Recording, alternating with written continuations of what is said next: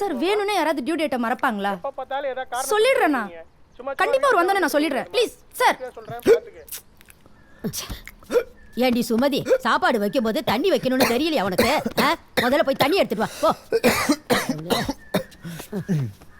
ஐயோ, இப்படியே செல்லம் கொடுத்து கெடுத்து வை. சரி சரி, போதும் போதும். நீ சாப்பிட்டுட்டு ஆயின்மெண்ட் போடு. ஆயின்மெண்டா? எனக்கு எதுக்குமா ஆயின்மெண்ட்? என் முட்டி சரியான எந்த கல்யாண காட்சிக்கு போய் நிக்க போறேன்? இப்ப கூட கீதா பொண்ணு கல்யாணம் போனா பையன் என்ன பண்றான்னு கேட்டு சங்கடப்படுத்துவாங்களே, நான் போகாமலே இருக்கேன். ஆரம்பிச்சிட்டேன். இவ்வளவு கத்திக்கிட்டு இருக்கேன், எனக்கு என்ன உட்கார்ந்துட்டு இருக்கேன், ஒரு வார்த்தை கூட பேசாம பாத்துட்டே இருக்க, சும்மா பேசிட்டே இருக்க. இப்ப என்ன உனக்கு பிரச்சனை எனக்கு புரியல. நான் வேலைக்கு போலன்றது பிரச்சனையா, இல்ல நீ கல்யாணம் காட்சின்னு போக முடியாதுன்ற பிரச்சனையா? ஏன் பேச மாட்டேன்? ஏன்டா பேச மாட்டேன்? நாங்க படுற கஷ்டத்தை பார்த்துட்டு தானே இருக்க. எத்தனை வருஷம் தாண்டா அந்த ஆம்பளை உழைச்சிட்டு இருப்பாரு உங்களுக்காக. உன்னை நினைச்சு நைட்ல தூங்குனா பயமா இருக்குடா. ஐயோ, என் புள்ள எப்படி செட்டில் ஆவா, நான் பட்ட கஷ்டத்தை அவன் பற்ற கூடாதுன்னு.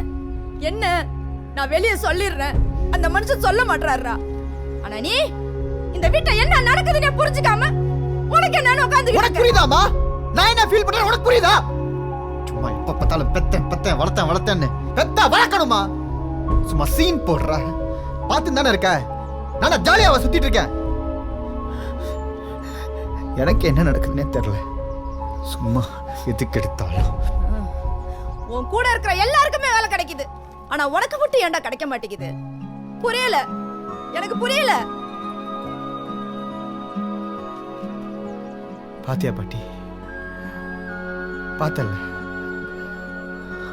அங்க சுத்தி இங்க சுத்தி கட்சியில கம்பேர் விடு பாட்டி.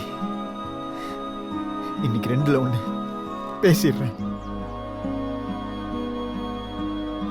என்னம்மா அப்படி உன்னை கம்பேர் பண்றதுல நான் பண்ணட்டுமா? வேணான்னு பாக்குறேன்.